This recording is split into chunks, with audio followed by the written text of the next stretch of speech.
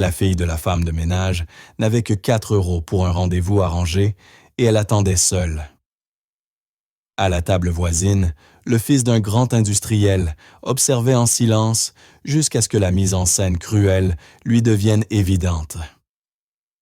Elle avait 4 €, une robe d'occasion et une réservation dans l'un des restaurants les plus exclusifs de Paris. Pour Claire Dumas, 17 ans, élève boursière et fille d'une employée de maison, ce rendez-vous semblait être un rêve.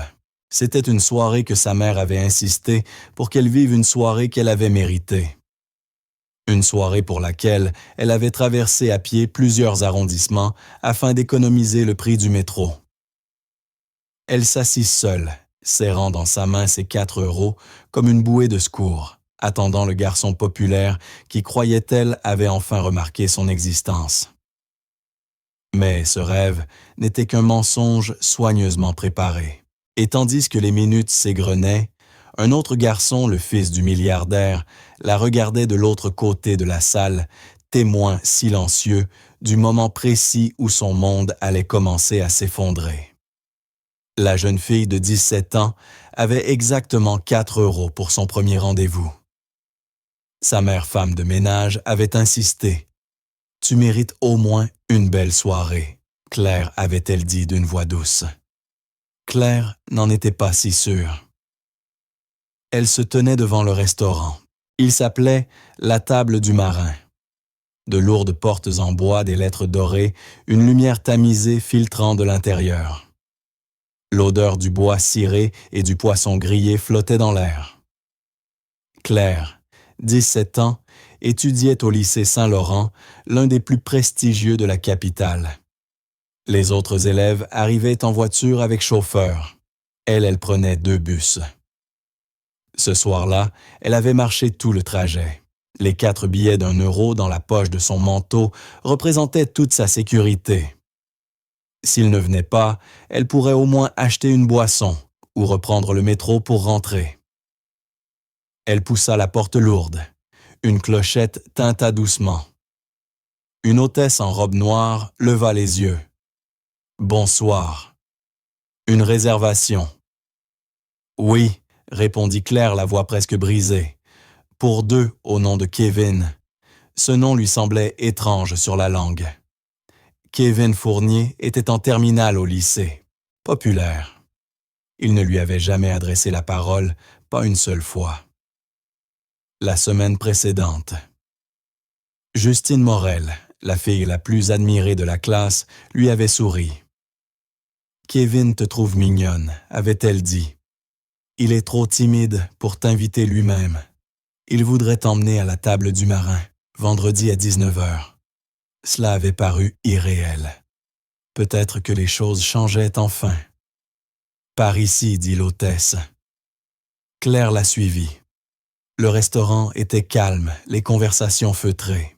Les couverts tintaient légèrement sur la porcelaine. Elle lissa le devant de sa robe bleu marine, simple. C'était un cadeau de sa mère, récupéré chez la famille bourgeoise pour laquelle elle travaillait, dans le 16e arrondissement. La robe appartenait autrefois à la fille de la maison, modèle de la saison passée.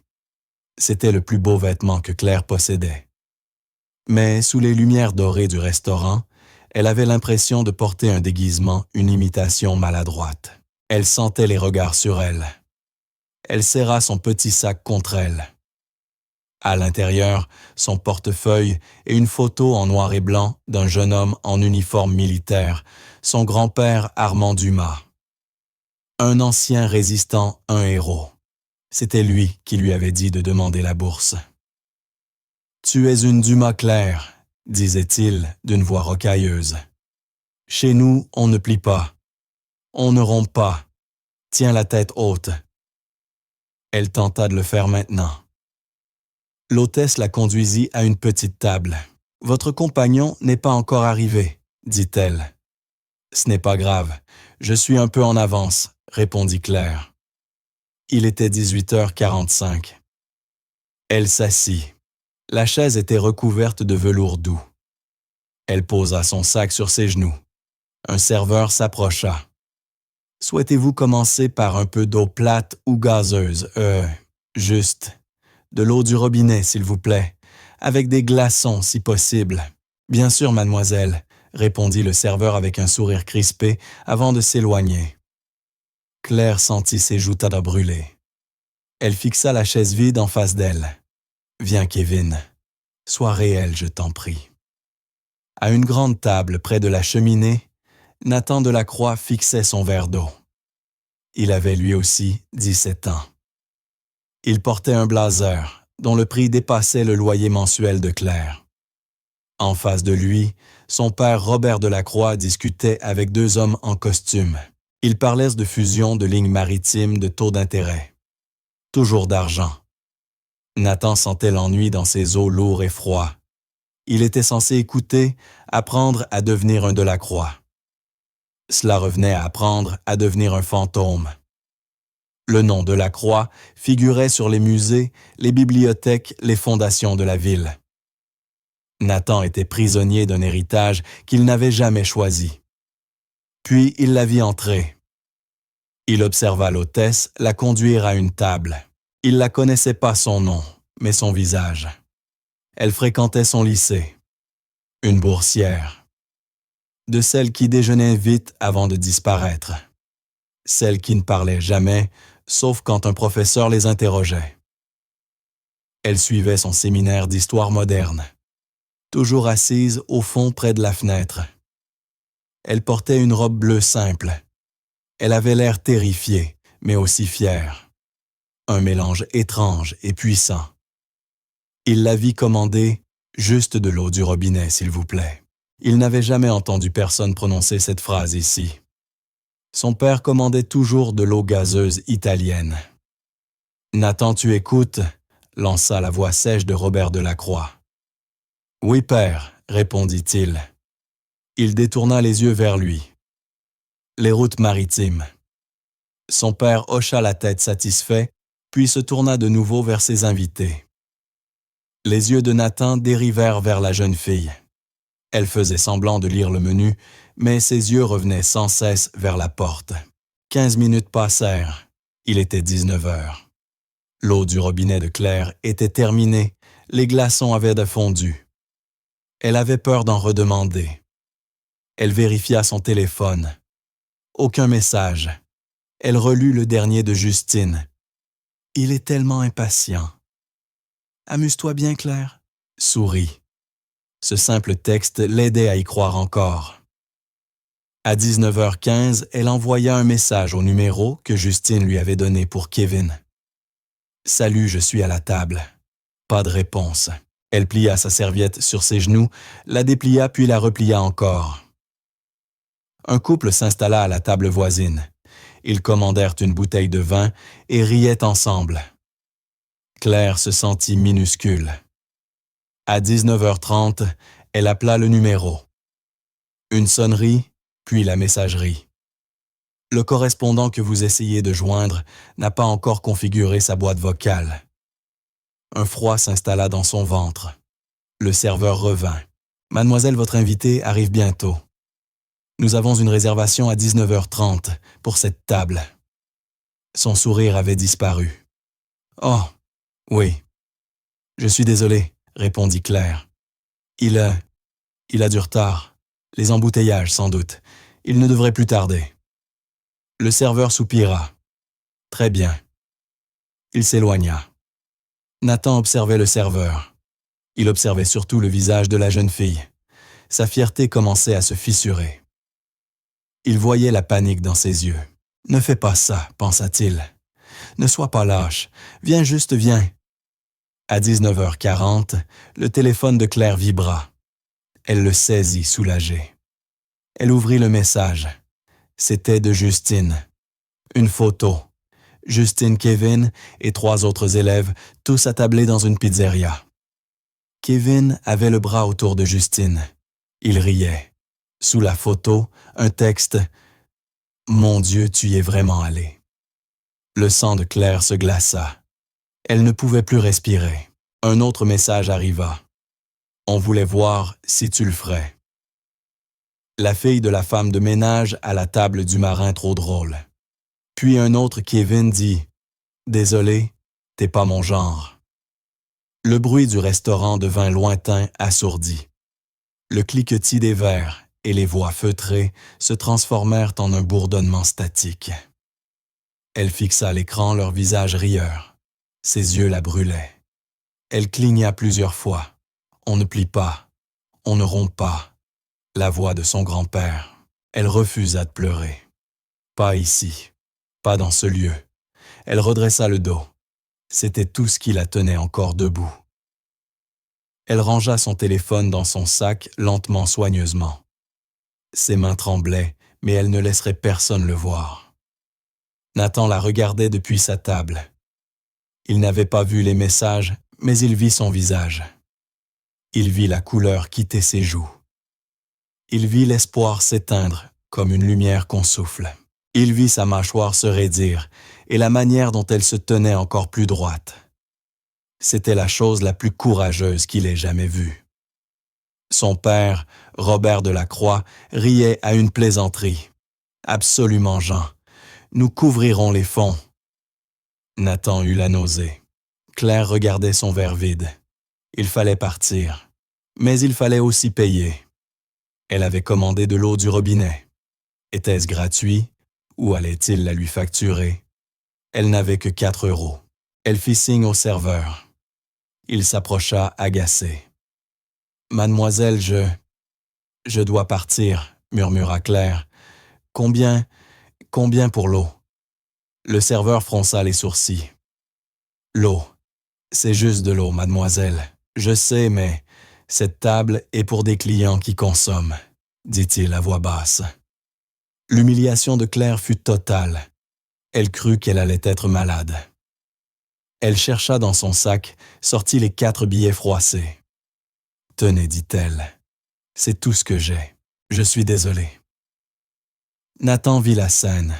Il vit les billets chiffonnés, le regard de dégoût du serveur. Il se leva. Nathan lança son père. « Assieds-toi, nous sommes en réunion. » Nathan l'ignora.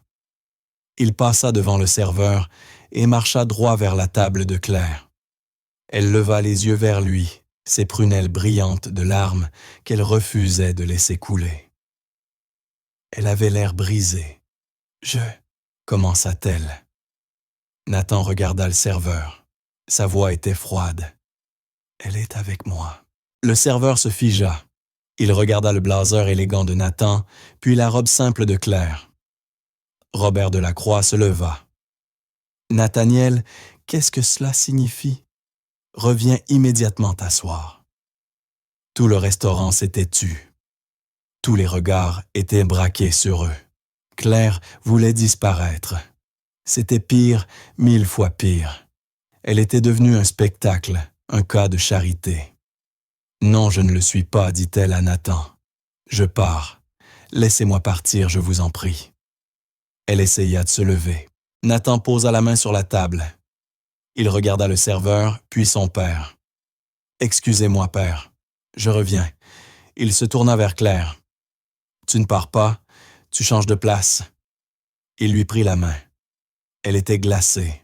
« Qu'est-ce que tu fais? » murmura-t-elle. « Mon père est ennuyeux, » répondit Nathan. « Et j'ai faim. Et toi, tu n'as toujours pas dîné. » Il la tira doucement mais fermement. Il la fit se lever, l'emmena loin de sa petite table triste. Il passa devant le visage stupéfait de son père. Nathaniel tonna Robert. Nathan ne s'arrêta pas. Il la conduisit jusqu'à sa propre table, la grande près du feu. Il tira une chaise. « Assieds-toi, » dit-il. « Je ne peux pas, » murmura-t-elle. « Assieds-toi. » Elle s'assit. Elle tremblait. Nathan prit place à côté d'elle. Il regarda son père, puis les 2 hommes d'affaires abasourdis. « Père, messieurs, » dit Nathan d'une voix parfaitement calme. « Voici mon amie. Elle dînera avec nous. » Robert Delacroix fixa son fils, puis il posa les yeux sur Claire. Il vit la robe bon marché, les yeux rougis. Il était furieux, mais il était en public. Il força un sourire douloureux. « Bien sûr, bienvenue. » Le serveur accourut. Il posa une nouvelle serviette devant Claire et remplit son verre cette fois d'eau gazeuse en bouteille. Claire fixa la table, incapable de lever les yeux. Elle ne pouvait regarder personne. Alors Nathan dit comme si rien ne s'était passé. « Vous parliez des routes maritimes, père. » Le sourire forcé de Robert Delacroix se réduisit à une fine ligne glaciale. Il regarda son fils, puis la jeune fille. Les deux hommes d'affaires, Jean et Marc, fixèrent leurs assiettes. La conversation sur le zonage s'était arrêtée. L'air autour de la table était lourd. Claire avait l'impression d'être sous l'eau. Les sons étaient étouffés. Son cœur battait lentement, lourdement contre ses côtes. Elle était assise à la table d'un milliardaire. Elle portait une robe d'occasion. Elle avait 4 € dans sa poche. Et elle venait d'être la victime d'une plaisanterie cruelle, d'une cruauté méthodique. Nathan lui paraissait indifférent au silence. Il se comportait comme si tout cela était normal, comme s'il invitait chaque semaine une fille humiliée à dîner avec son père et ses partenaires d'affaires. Un nouveau serveur, pas celui qui l'avait rabaissé, arriva. Il était plus âgé, le visage bienveillant. Il installa rapidement un nouveau couvert pour Claire. « Souhaitez-vous la carte, mademoiselle ?» demanda-t-il. « Non, » répondit Nathan de ton posé. « Elle prendra la même chose que moi, le saumon cuisson moyenne et une autre eau gazeuse. » « Très bien, monsieur Delacroix, » répondit le serveur avant de s'éclipser. Claire fixait l'assiette blanche vide devant elle. Elle aurait voulu se glisser sous la table. Monsieur Delacroix. Bien sûr, Nathan Delacroix. Elle connaissait ce nom. Tout le monde au lycée Saint-Laurent le connaissait. Les Delacroix étaient le lycée. Ils avaient financé la nouvelle bibliothèque, l'aile des sciences, le gymnase. Il n'était pas seulement riche. Il appartenait à une autre espèce. Et il venait de l'entraîner dans le repère de sa famille. Robert Delacroix joignit les doigts, les posa sur la nappe blanche et observa Claire. Il n'était pas seulement en colère, il l'évaluait. Il regarda sa robe simple, ses cheveux blonds tirés en arrière, ses mains crispées sur ses genoux. « Alors, mademoiselle... » Sa voix était lisse, huileuse. Claire déglutit. La boule dans sa gorge lui coupait presque le souffle. Elle le regarda. Elle ne serait pas faible. Pas maintenant. On ne plie pas. On ne rompt pas. Dumas, monsieur, dit-elle d'une voix douce mais claire. Claire Dumas. Dumas, répéta Robert testant le nom. Vous êtes bien au lycée Saint-Laurent, je présume? Avec mon fils, il savait qu'elle y était. Il voulait voir si elle mentirait. Oui, monsieur, répondit Claire. Avec une bourse. Elle avait prononcé ce mot comme un bouclier. C'était la vérité. C'était son armure.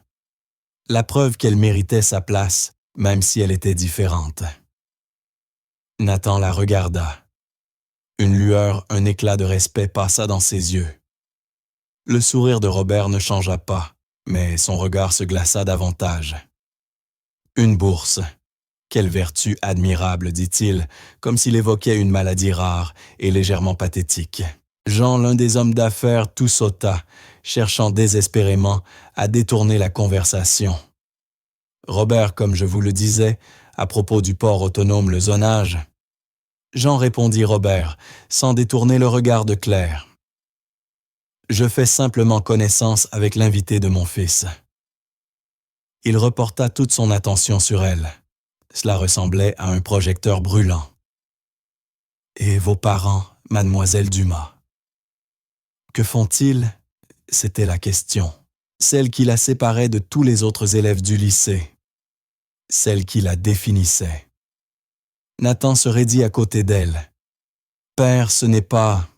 Je parle à la jeune fille. » Nathaniel, coupa Robert. Claire baissa les yeux vers son assiette. Elle vit les mains de sa mère rouges et abîmées par les produits ménagers. Fatiguée. Elle la vit se lever à 5 heures du matin pour attraper le premier bus. Elle la vit préparer le déjeuner de Claire, toujours en y glissant une pomme, même si cela signifiait qu'elle n'en aurait pas elle-même. La honte fut instantanée, étouffante. Puis quelque chose d'autre monta en elle, une colère vive et brûlante. Elle était la fille d'une femme bonne et courageuse, d'une travailleuse honnête. Elle releva le menton, planta son regard dans celui de Robert Delacroix. « Ma mère est femme de ménage, monsieur, dit-elle. Elle travaille pour la famille Jallas dans le 16e. » Le silence qui suivit fut absolu. Jean et Marc fixaient leur verre d'eau cherchant à disparaître. Nathan ferma les yeux un instant. Le masque de Robert Delacroix se fissura enfin. Un muscle imperceptible tressaillit dans sa mâchoire. Il comprit. Ce n'était pas un jeu. Ce n'était pas une passade avec une fille d'un milieu moins fortuné. Son fils avait amené la fille d'une domestique à sa table en public pendant une réunion d'affaires. Je vois, dit simplement, Robert. Le serveur revint, déposa devant Claire une grande assiette magnifique, un pavé de saumon sur un lit de légumes verts parfumés au citron et aux herbes. C'était le plat le plus raffiné qu'elle eût jamais vu.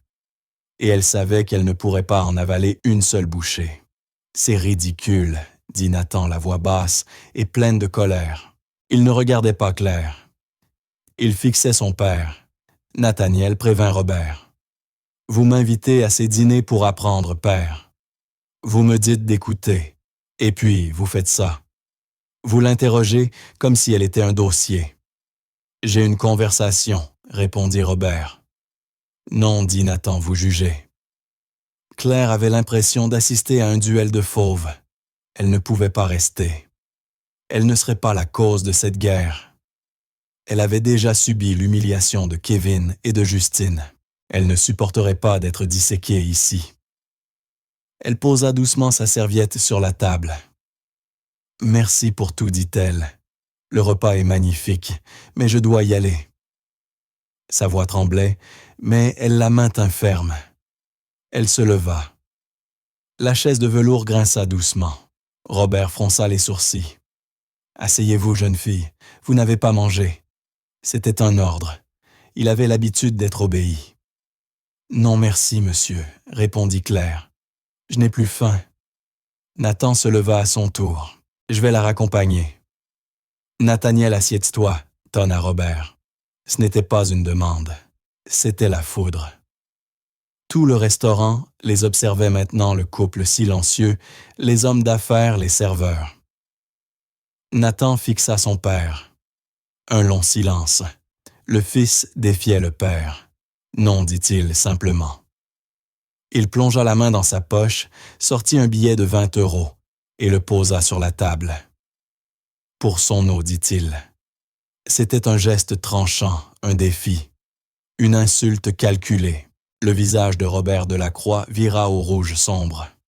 « On y va, dit Nathan à Claire. » Cette fois, il ne lui prit pas la main. Il posa simplement la paume sur le bas de son dos, la guidant doucement, la protégeant. Il la fit traverser le labyrinthe des tables sous les regards fixés sur eux devant l'hôtesse pétrifiée. Il poussa la lourde porte en bois. L'air froid de la nuit frappa le visage de Claire. Ce fut comme se réveiller. Elle trébucha sur le trottoir, inspira profondément. L'air sentait les gaz d'échappement et la ville. C'était réel. Elle tremblait, mais ce n'était plus de peur, c'était de colère. Une rage brûlante contenue. Elle se retourna brusquement vers lui. « Tu n'aurais pas dû faire ça, dit-elle. » Nathan la regarda surpris. « Quoi te sortir de là ?» Tout répondit Claire d'une voix basse, mais tranchante. « M'asseoir à cette table, le saumon, les 20 €. Tu n'avais pas à faire ça. »« J'essayais de t'aider, » dit Nathan sur la défensive. « Ce serveur était... Mon père était... Tu as empiré les choses, » coupa-t-elle. « Tu as fait de moi un spectacle, une œuvre de charité. Tu as amené la fille de la femme de ménage à la table de ton père pour te donner bonne conscience. Pourquoi? Te rebeller? » Nathan eut un sursaut. Jamais personne ne lui avait parlé ainsi. « Non, je t'ai vu. Ils ont été horribles avec toi. »« Horribles, » confirma Claire. « Et je gérais. J'allais partir. J'étais très bien. Et toi, tu m'as sauvé. Tu sais ce que tu as fait? Tu viens de prouver qu'ils avaient raison. Que je n'ai pas ma place. J'aurais préféré partir avec ma fierté. Ta fierté, dit Nathan. Il te faisait pleurer. Je ne pleurais pas, siffla-t-elle. Et j'avais 4 euros. J'allais payer mon eau et m'en aller. Cela le stoppa. 4 euros. Oui, 4. Et j'allais rentrer à pied. Et ça aurait été mon histoire. Mon problème. Tu en as fait la tienne. Tu m'as transformé en enjeu entre toi et ton père. Elle était si furieuse qu'elle en voyait flou. Elle serra son petit sac contre elle. Je n'ai pas besoin d'un Delacroix pour me sauver, dit-elle. Elle se détourna et commença à marcher vite. Ses chaussures bon marché claquant sur le trottoir. « Attends !» appela Nathan. « Où vas-tu chez moi ?» cria-t-elle sans s'arrêter. « Il est tard. Laisse-moi appeler mon chauffeur. Il te raccompagnera. » Claire s'arrêta. Elle se retourna. Le réverbère éclaira son visage. Elle ressemblait à une guerrière. « Non, dit-elle. Pas de chauffeur. Pas de Delacroix. Plus jamais. Reste loin de moi. » Elle tourna les talons et reprit sa marche. Cette fois, elle courut. Elle courut jusqu'à tourner au coin de la rue.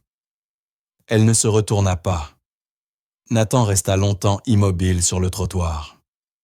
Le vent froid lui paraissait étranger. Il était confus en colère et surtout impressionné. Elle était terrifiée, humiliée, mais pas faible. Elle avait plus de force dans son petit corps tremblant que les 2 associés de son père réunis. « Reste loin de moi. » Il sentit un étrange tiraillement, l'envie de faire exactement le contraire. Il se retourna et rentra dans le restaurant. L'atmosphère y était glaciale. Les hommes d'affaires, Jean et Marc, s'étaient levés. Ils terminaient leur verre.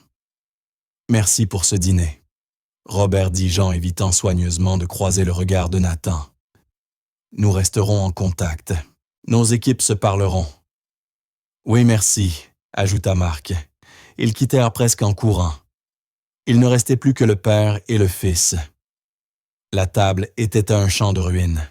Le saumon intact de Claire trônait encore entre eux. Le billet de 20 euros de Nathan gisait toujours là. Robert Delacroix le prit lentement, délibérément. Il le plia, puis le glissa dans la poche de la veste de son fils. « Un geste bon marché, dit-il, d'une voix dangereusement calme. Nathaniel n'utilise jamais ton propre argent quand le mien suffit. » Nathan s'assit. Il se sentait vidé. Elle se faisait humilier, dit-il. « C'est exact, » répondit Robert. Il fit signe au serveur. « L'addition, vous êtes d'accord ?» Nathan le regarda abasourdi.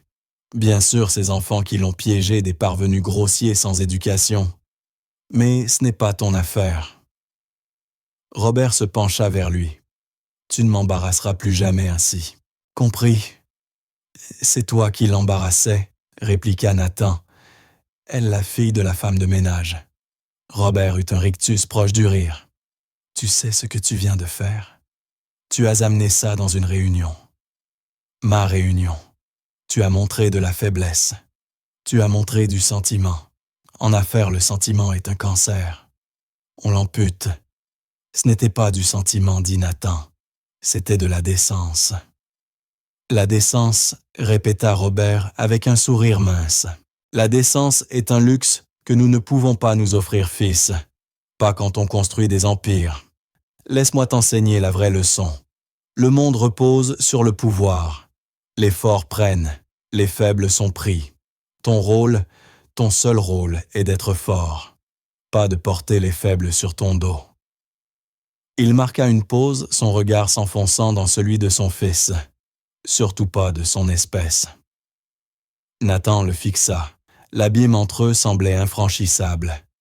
Ils parlaient 2 langues différentes. « Elle s'appelle Claire Dumas, » dit-il calmement. « Peu importe.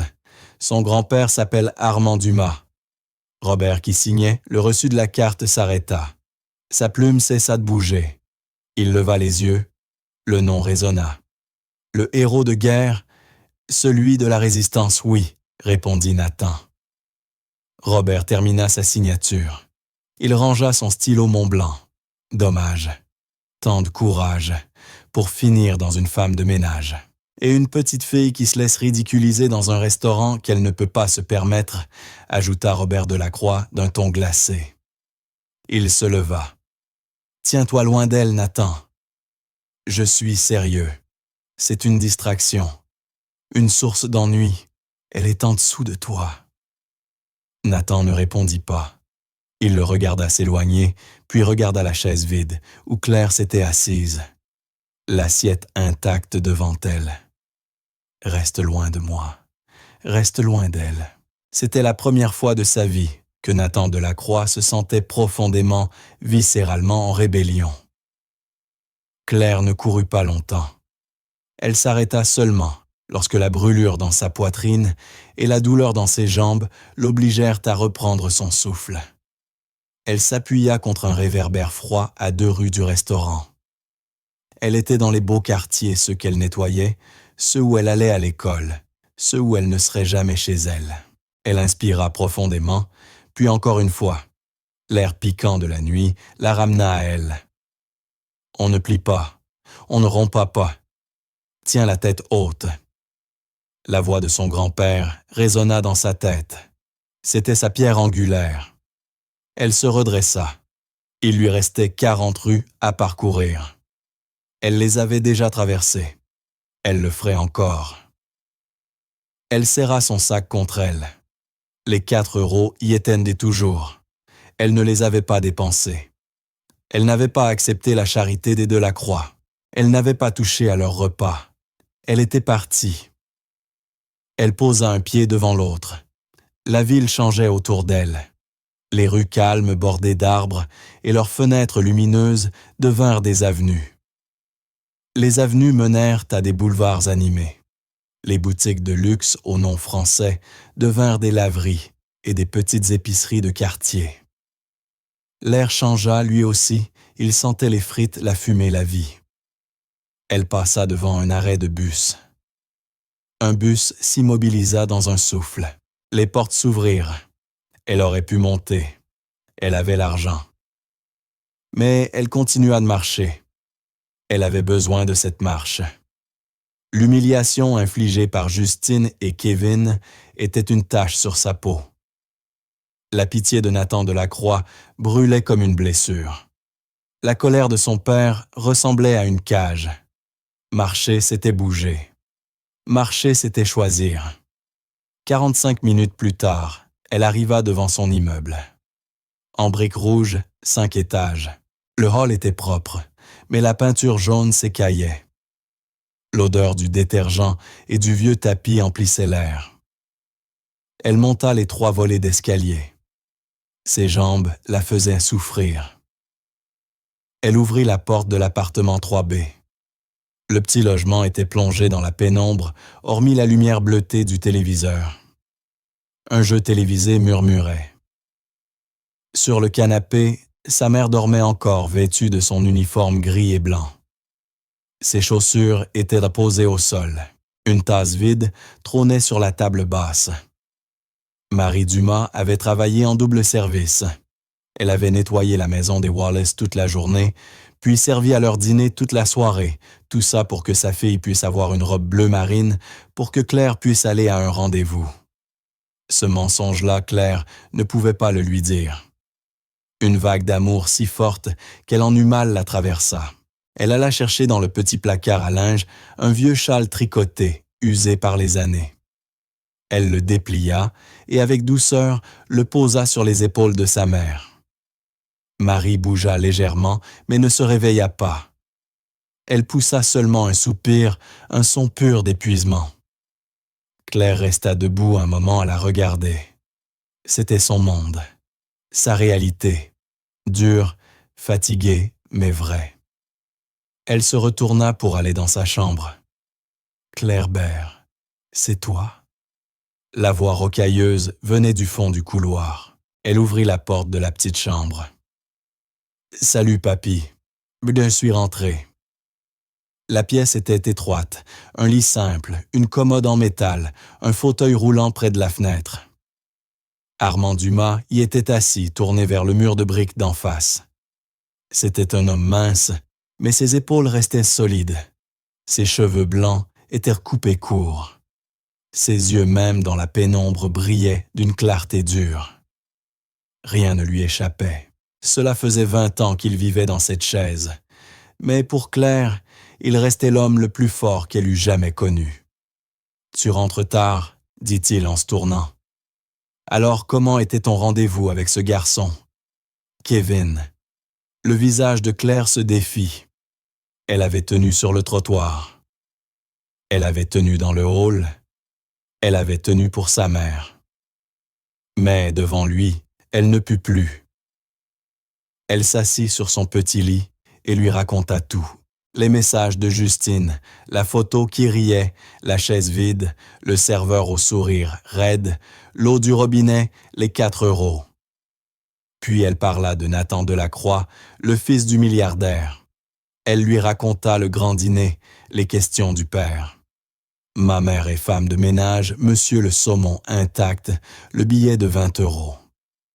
Elle raconta sa sortie du restaurant, la dispute sur le trottoir.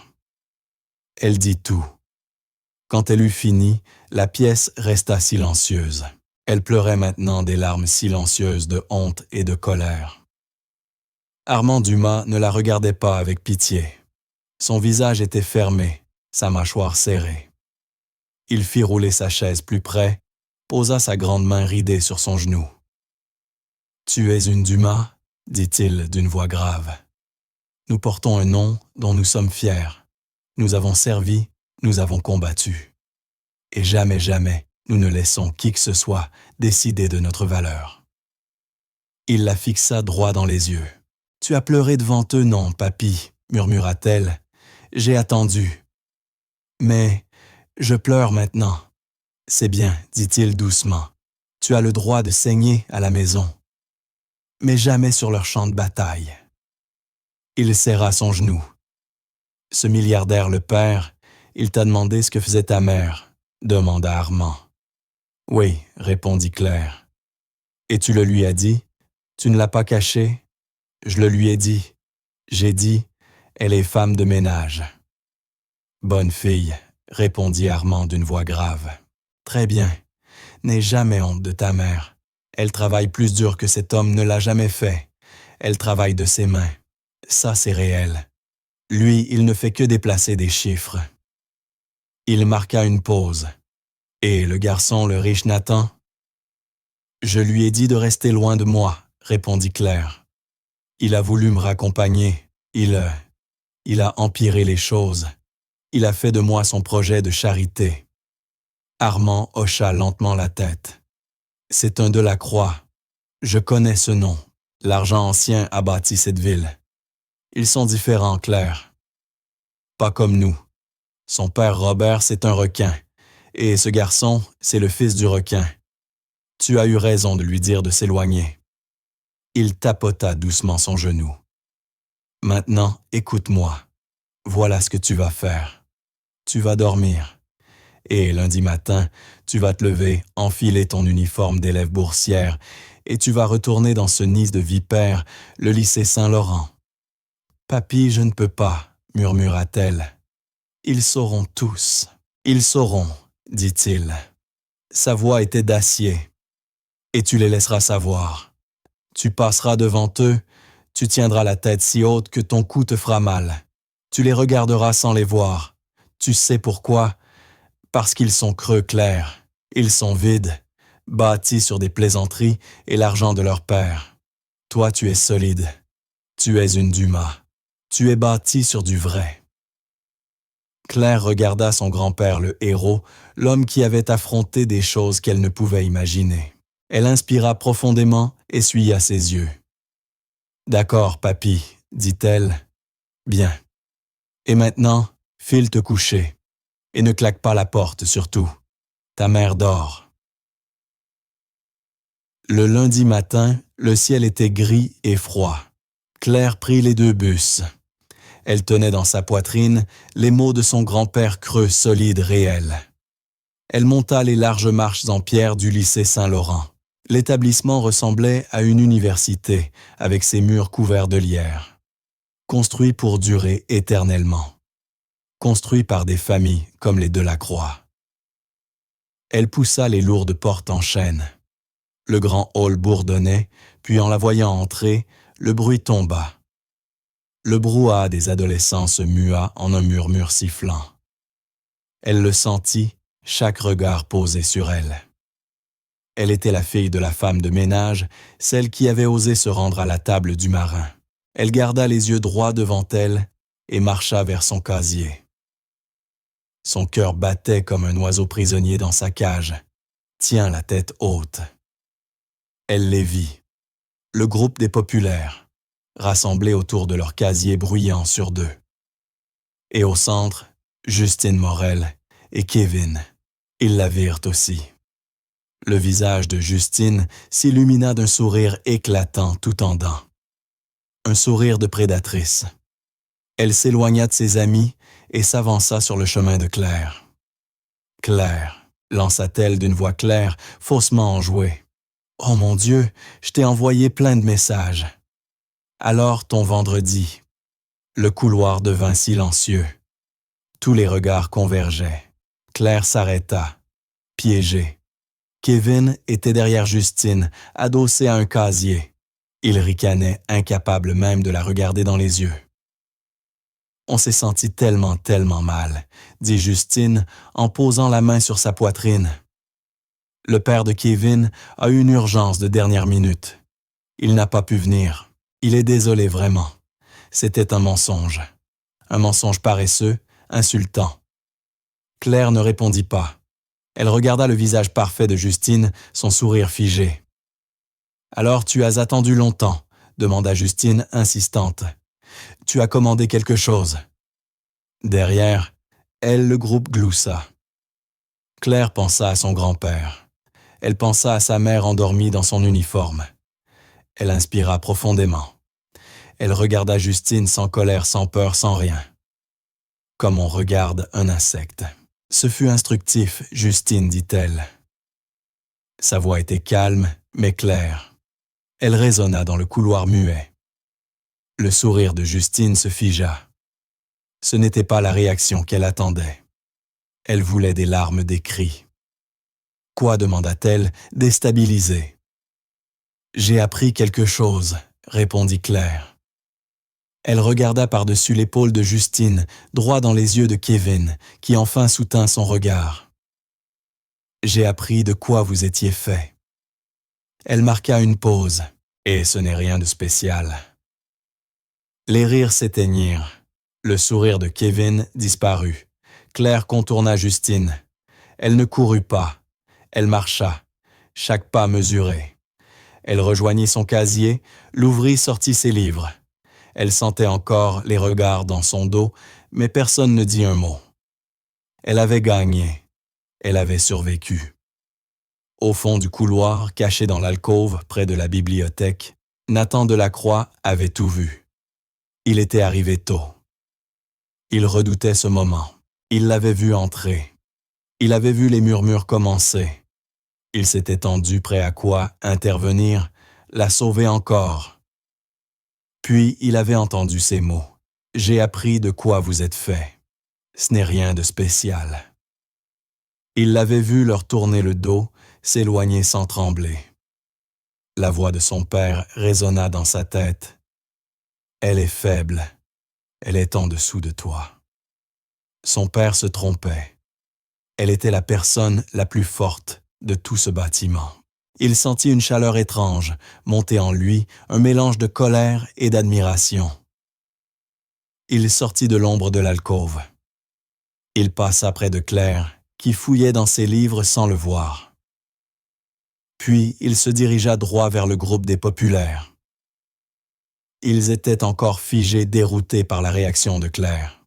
En voyant Nathan, ils se redressèrent aussitôt. Nathan Delacroix était leur roi, l'astre autour duquel ils tournaient.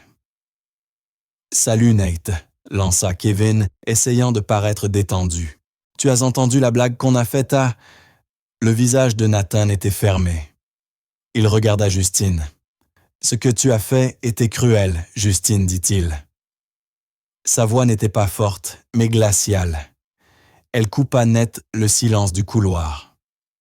La mâchoire de Justine se décrocha. Quoi, Nate, c'était juste une blague. C'est une personne insignifiante. Non, répondit Nathan. Ce n'était pas une blague. C'était pathétique. Il tourna son regard vers Kevin, qui, bien qu'il soit plus grand que lui, parut soudain minuscule. « Et toi ?» dit Nathan d'une voix plate. « Tu es un lâche. » Le visage de Kevin vira au rouge sombre. « Qu'est-ce que tu viens de dire ?»« Tu m'as entendu, » répondit Nathan. Il n'éleva pas la voix.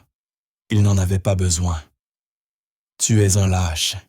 Tu laisses une fille faire ton sale boulot et tu humilies quelqu'un qui ne t'a rien fait. » Il balaya le groupe du regard. « Vous tous. » C'était pitoyable. Nathan ne resta pas pour la réponse. Il tourna les talons et s'éloigna vers sa salle de cours. L'ordre social du lycée Saint-Laurent venait de se fissurer. Le roi venait de défendre la fille boursière. Au bout du couloir, Claire avait tout entendu. Chaque mot. Elle se retourna son manuel d'histoire, serré contre sa poitrine. Elle regarda Nathan s'éloigner, disparaître dans une classe. Il l'avait encore fait, il l'avait défendu. Mais cette fois, ce n'était pas un sauvetage. C'était une alliance. Elle était confuse, en colère, et pour la première fois, un peu effrayée de ce qu'il venait de déclencher. Il venait de mettre une cible sur leurs deux dos. La rumeur de ce que Nathan Delacroix avait fait dans le grand hall se répandit à Saint-Laurent plus vite qu'un incendie. À l'heure du déjeuner, l'école était divisée. Le clan des populaires, Justine, Kevin et leurs suiveurs bouillaient de rage. Ils traitèrent désormais Nathan avec un respect froid et distant. Il restait leur roi, mais un roi qui s'était retourné contre eux. Ne pouvant rien lui faire, ils se rabattirent sur Claire. Mais c'était différent maintenant. Les murmures n'étaient plus des chuchotements, ils étaient ouverts hostiles. Alors qu'elle passait près de son casier, une fille referma brutalement la porte juste à côté d'elle. Claire sursauta, ses livres tombèrent. Kevin et ses amis éclatèrent de rire. Mais quelque chose d'inattendu se produisit. Un garçon à qui elle n'avait jamais parlé. Un élève discret de sa classe de mathématiques se pencha, ramassa ses livres, les lui tendit sans un mot, puis s'éloigna. Dans la cafétéria, elle s'assit à sa table habituelle, seule. Un groupe de filles du clan des populaires passa près d'elle. L'une d'elles trébucha. Son plateau chargé de frites et de ketchup se renversa, droit sur Claire. Attention, une main surgit. Nathan Delacroix. Il était assis 3 tables plus loin. Il avait bougé si vite que Claire ne l'avait même pas vu venir. Il ne retint pas le plateau, il s'interposa. La montagne de frites et de ketchup s'écrasa sur lui en plein milieu de sa veste bleue Saint-Laurent. La cafétéria se figea. Silence total. La fille qui avait trébuché devint livide. « Oh mon Dieu, Nathan, je suis désolé, Nathan ne la regarda même pas. Il prit une frite sur sa manche, l'observa, puis leva les yeux vers Kevin, qui le regardait depuis l'autre bout de la pièce. « Tu as raté, » dit-il calmement. Il retira sa veste, la posa sur une chaise vide. Sous la tache rouge, il ne portait qu'une chemise blanche. Puis il s'assit tranquillement en face de Claire. Elle était pétrifiée. Son cœur battait à tout rompre. « Qu'est-ce que tu fais ?» chuchota-t-elle. « Je déjeune, » répondit Nathan. Il désigna son plateau. « Tu manges ça? Tu ne peux pas t'asseoir ici, » souffla-t-elle. « Tu es... Je suis quoi, dit Nathan, assez fort pour que tout le monde entende. Ils vont te lancer de la nourriture, parfait. J'ai faim. » Personne ne bougea. Toute la hiérarchie de l'école fondait sous leurs yeux. Claire le regarda. Sa chemise blanche était maintenant tachée de rouge. « Ton père, il va… » Tu rends tout ça pire. Mon père dit… Nathan déteste cette veste. Il doit être ravi. Il la fixa. Tu dois manger du mât. Là où il gagne, c'est quand tu baisses les yeux. Mange ton déjeuner. Claire regarda son sandwich. Ses mains tremblaient. Mais il avait raison. Lentement, elle le prit et croqua dedans. Nathan hocha la tête. Il n'avait pas de nourriture. Il resta simplement là, assis à la table des boursiers, un roi dans une chemise tachée, un garde silencieux et défiant. Il ne lui adressa plus un mot pendant tout le déjeuner.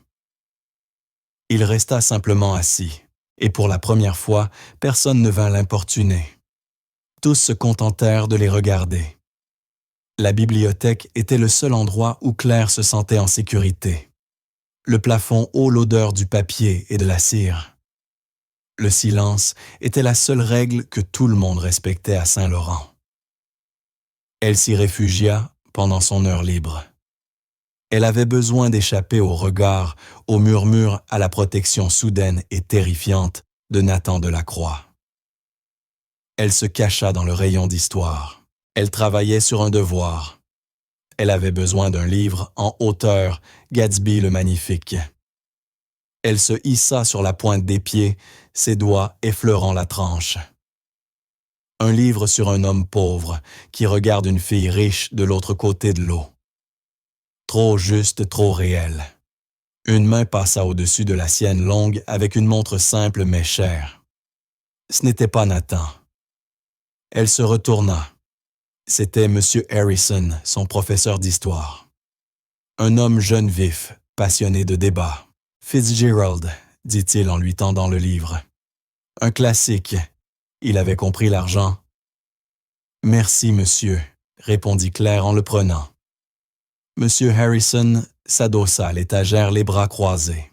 « Vous avez eu quelques jours difficiles, mademoiselle Dumas. » Claire se raidit. « Je vais bien, monsieur. » Vraiment, fit-il en hochant la tête. « Vous êtes l'une de mes meilleures élèves. Vous avez une voix, une vraie. Ne laissez pas ces enfants vous la voler. » J'essaie, je sais, et je sais aussi que M. Delacroix s'est autoproclamé votre garde du corps. Claire rougit. Je ne lui ai rien demandé. Il ne semble pas être le genre de personne qui attend la permission, observa M. Harrison. C'est intéressant. Il eut un petit sourire rapide. Tout cela est très belle époque. L'argent nouveau, l'argent ancien et la boursière. Vous trois pourriez être un roman. Il parlait d'elle, de Nathan et de Justine. Je veux juste qu'on me laisse tranquille, dit Claire. C'est justement ce que vous n'aurez pas. J'en ai bien peur, répondit-il. Plus maintenant. Mais vous n'êtes pas seul dans l'autre sens du terme. Nous les professeurs, nous voyons ce qui se passe. Nous savons qui vous êtes. Gardez la tête haute et continuez à rendre un travail de qualité. Il hocha la tête et s'éloigna. Claire resta immobile, le livre serré contre elle. Il ne l'avait pas plainte, il l'avait encouragée. Il l'avait appelée une érudite. Elle sentit au fond d'elle une petite graine dure d'espoir. Cet après-midi-là, Claire fut convoquée au bureau du proviseur. C'était fini. Sa bourse, le travail de sa mère, tout. Les mots de son grand-père résonnaient « Tiens la tête haute ». Elle s'y accrocha comme à une bouée. Elle entra. Le proviseur, M. Davies, était un homme mince, au visage aimable et soucieux. « Mademoiselle Dumas, asseyez-vous, je vous prie. Vous n'êtes pas en difficulté, dit-il aussitôt. » Claire s'assit. Elle ne le crut pas. J'ai reçu un appel très explicite de M. Robert Delacroix. Le sang de Claire se glaça. Le père, le requin. Il veut que je sois renvoyé, n'est-ce pas, dit-elle. Ce n'était pas une question. Quoi non, mon Dieu, non, répondit M. Davies, sincèrement choqué. Tout le contraire, en fait. M. Delacroix a été très clair. Il est mécontent de moi, non de la situation de mademoiselle Morel de monsieur, Fleury de la perturbation, de, je cite, l'atmosphère académique de l'école. Monsieur Davis croisa les doigts sur son bureau. Monsieur Delacroix m'a téléphoné ce matin. Il a dit, et je cite, « Cette fille Dumas est ici grâce à une bourse complète. Assurez-vous qu'on la laisse tranquille pour travailler. » Il a également informé tout le conseil d'administration, y compris les parents de mademoiselle Morel et de monsieur Fleury, que toute nouvelle forme de harcèlement à votre encontre susciterait son plein mécontentement. Claire resta stupéfaite. Il me protège. Monsieur Delacroix ne vous protège pas, mademoiselle Dumas, dit doucement le proviseur, l'air triste. Il protège son fils. Il protège la réputation de l'école. Il nettoie un désordre. Il ne veut pas de scandale. Il ne veut pas que son fils soit distrait par ça. Elle comprit. Ça, c'était elle. Vous allez en pratique être laissé tranquille par tout le monde, poursuivit le proviseur. Considérez-vous dans une bulle très étrange, très sûre et très froide. Claire quitta le bureau. Elle traversa les couloirs. C'était vrai. Les murmures s'étaient tus. Les élèves la regardaient, puis détournaient aussitôt les yeux. Ils avaient peur. Elle n'était pas renvoyée. Elle était protégée. Et c'était la sensation la plus humiliante de toutes. Elle n'était plus une personne. Elle était un problème que Robert Delacroix avait résolu. Il l'avait insultée, méprisée, et maintenant, d'un simple coup de téléphone, il l'avait enfermée dans une vitrine.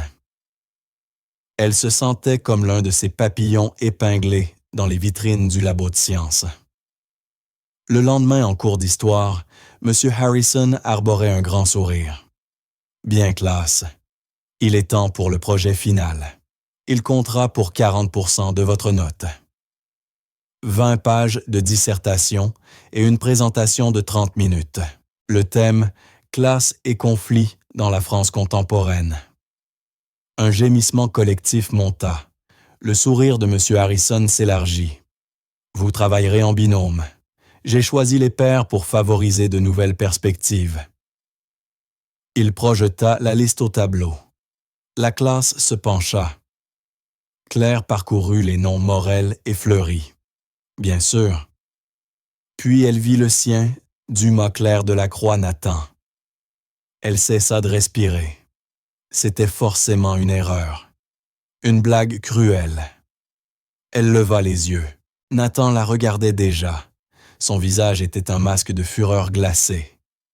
Mais son regard n'était pas pour elle, il était dirigé vers M. Harrison. Il savait. Ce n'était pas un hasard. C'était leur professeur, celui qui aimait les intrigues de la belle époque, qui venait de jeter une allumette sur un baril d'essence. La cloche sonna. Les élèves se levèrent, cherchant leur partenaire. Claire resta immobile. Nathan se leva, passa son sac sur l'épaule et traversa la salle. Les autres élèves s'écartèrent. Ils étaient à les deux pôles du nouvel univers de Saint-Laurent. « Il croit être malin, » dit Nathan d'un ton tendu. « C'est impossible, » répondit Claire la gorge serrée. « Ton père, je suis censé être laissé tranquille. » Les yeux de Nathan se plissèrent. « Mon père. Il a appelé l'école, non? Il leur a dit d'arrêter de tout contrôler. »« Il gère, » dit-il, amer. « Il éteint l'incendie. Il veut me contrôler. » Et M. Harrison se rebelle, chuchota Claire. « On dirait bien, » dit Nathan. Il passa une main nerveuse dans ses cheveux. « Écoute, je me fiche de mon père, de Harrison, de tous les autres. Mais les 40%, eux, je m'en fiche pas. Et toi non plus. » Il avait raison. Sa bourse dépendait de ça. Elle ne pouvait pas avoir un B. « Je ne peux pas aller chez toi, » dit-elle aussitôt. « Je ne te le demanderai pas, » répondit Nathan. « Mon père, ce serait une mauvaise idée. Et toi, tu ne peux pas venir chez moi non plus. » Elle pensa au petit appartement, à sa mère endormie sur le canapé, à son grand-père dans son fauteuil roulant. La honte fut instantanée brûlante. « Très bien dit, Nathan. la bibliothèque municipale, samedi 10 heures. On planifie tout et on boucle vite. Il la regarda. Nous sommes partenaires, Dumas. Rien de plus. C'est juste une note. Juste une note, répéta-t-elle. Sois là, dit-il. Puis il quitta la salle, la laissant seule. Claire posa la tête sur la table. Sa bulle froide et protectrice venait d'éclater. Son pire ennemi venait de la rendre intouchable. Et son seul allié devenait maintenant son partenaire de projet. Les mots de son grand-père lui revinrent. « Tu es une Dumas. Tu es solide. Tu es réel. » Elle se redressa, rangea son sac. Elle irait à la bibliothèque. Elle aurait son A. Et elle ne reparlerait plus jamais à Nathan Delacroix une fois le travail terminé. Le samedi matin était clair et froid. La bibliothèque municipale du centre-ville était un immense bâtiment de marbre. Un palais pour tous. Claire arriva à 9h55. Elle choisit une grande table en chêne dans la salle de lecture principale. Le plafond était peint de nuages. Le seul bruit était celui des journaux qu'on tourne et des livres qu'on referme doucement. Nathan arriva à 10 heures précises. Il ne ressemblait pas à un élève de Saint-Laurent. Il portait un jean simple, un pull gris, un manteau noir sans marque. Il avait une sacoche en cuir. Il ressemblait à un étudiant ordinaire. Il s'assit en face d'elle. La table large faisait comme une barrière. « Dumas, dit-il. »« Delacroix, répondit-elle. » Ils restèrent silencieux un moment.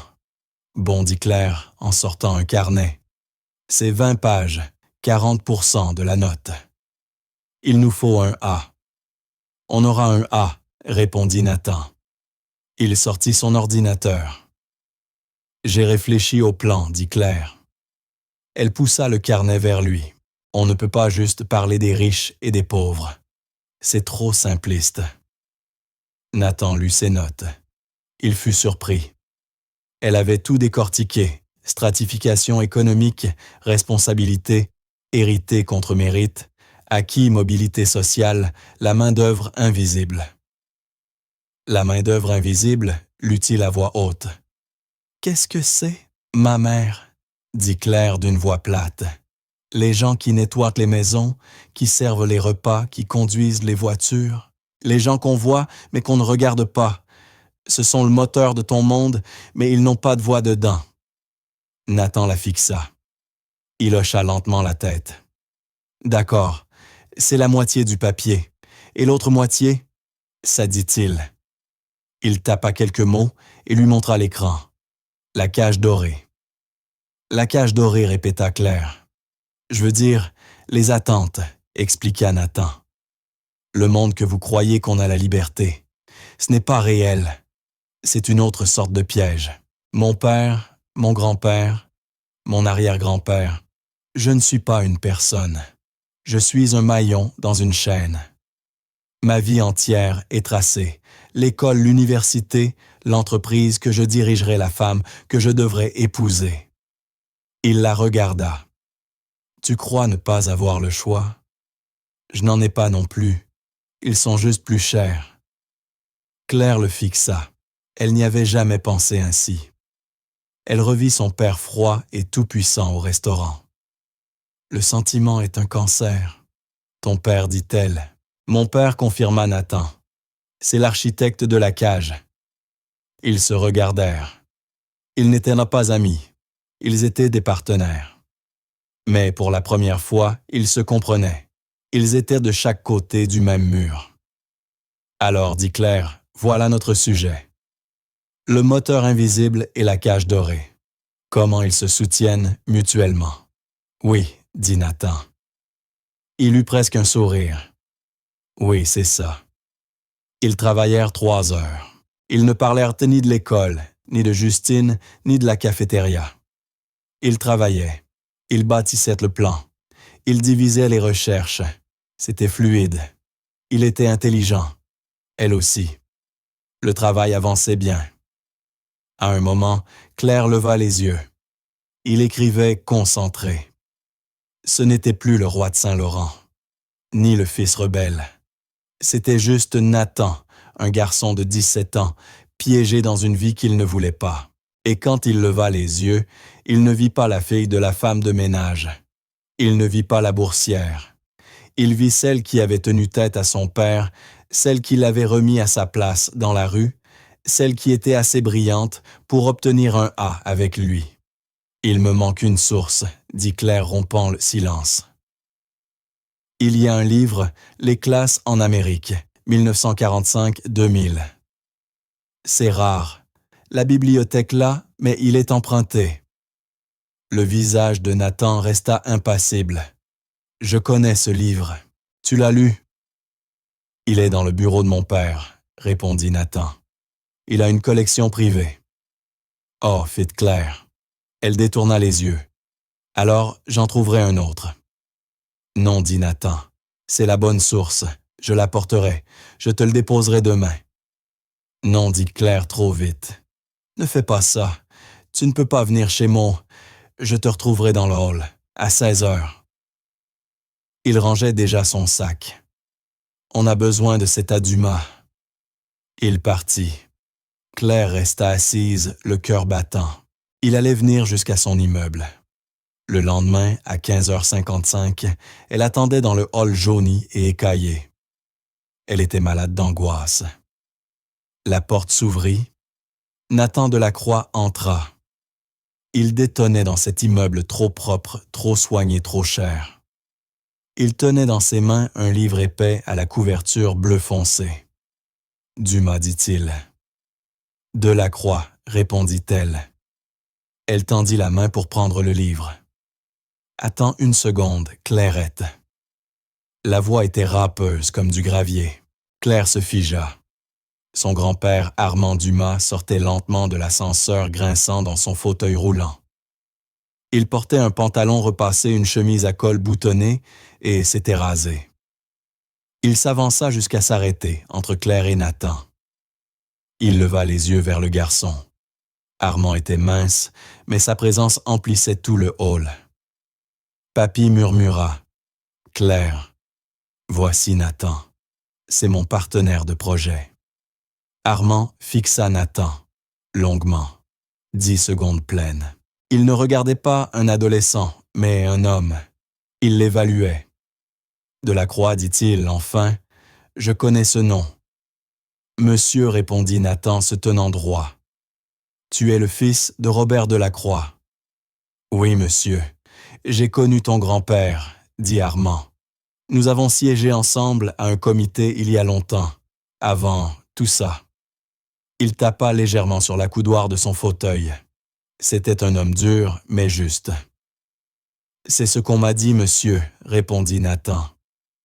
Armand hocha la tête. « Tu as apporté un livre à Claire, oui, monsieur. Pour notre projet. » Nathan lui tendit le volume. Claire s'approcha, mais Armand leva la main. « Attends. » Il regarda Nathan encore une fois. « C'est toi, n'est-ce pas? » Le restaurant? L'école? Nathan ne répondit pas.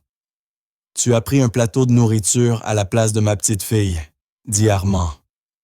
Le visage de Nathan resta impassible. « Oui, monsieur. » « Pourquoi? » Nathan resta silencieux un moment. Il regarda Claire, puis Armand. Parce que monsieur, ce qu'il faisait, était mal.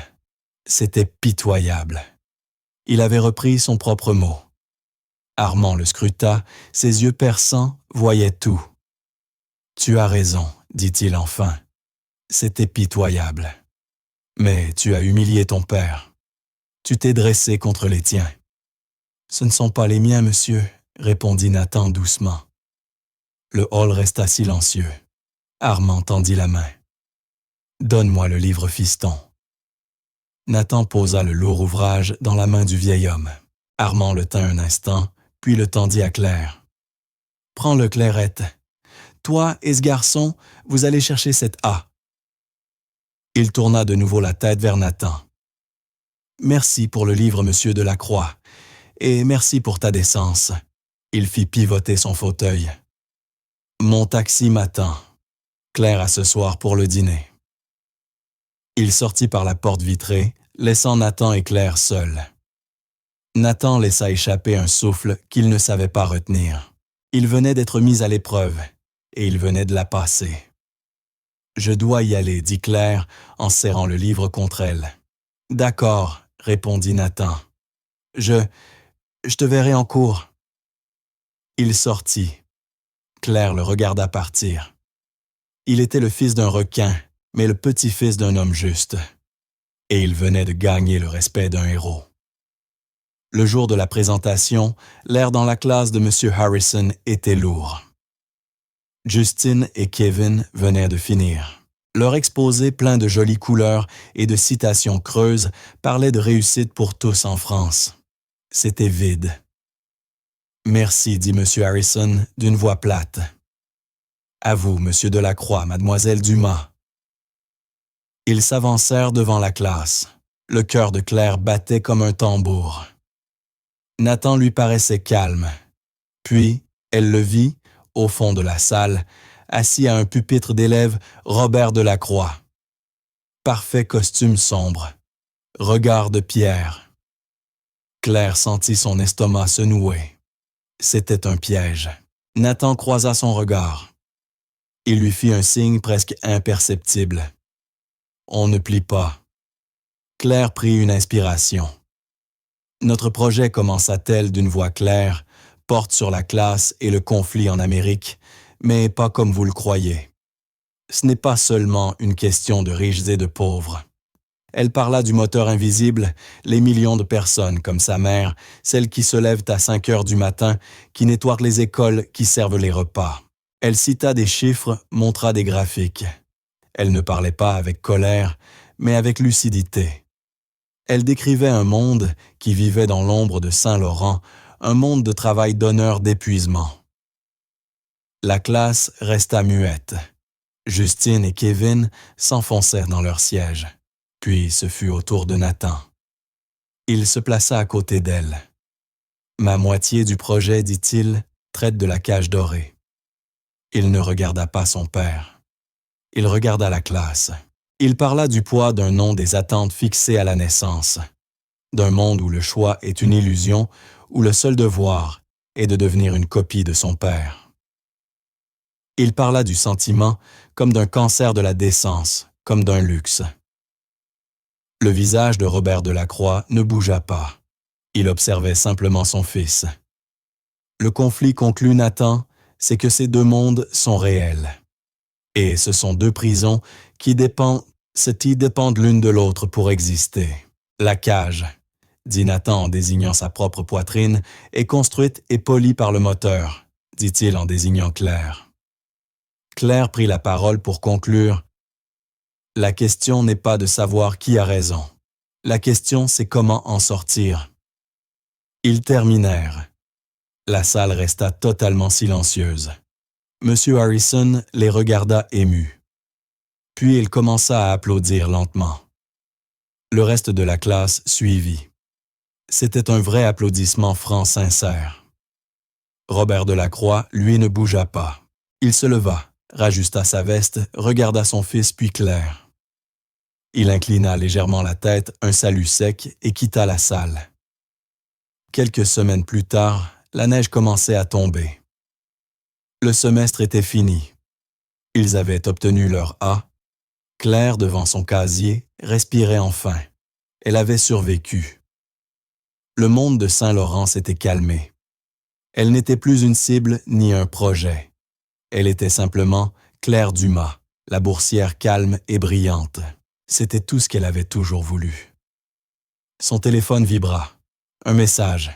« Nathan le Mariner 19 C'est pour moi. » Le cœur de Claire fit un bond. Elle fixa l'écran. C'était forcément une blague. Elle tapa « Non ». La réponse arriva aussitôt. « Nathan, pourquoi pas ?»« Claire, je ne suis pas une blague de la croix, et je ne suis pas un projet. »« Nathan, je sais. C'est juste un dîner. On a fini le projet. Allez, s'il te plaît. » Elle hésita. Qu'avait-elle encore à perdre? Elle tapa d'accord. « Mais tu as tort. Nathan, Claire, c'est pour moi.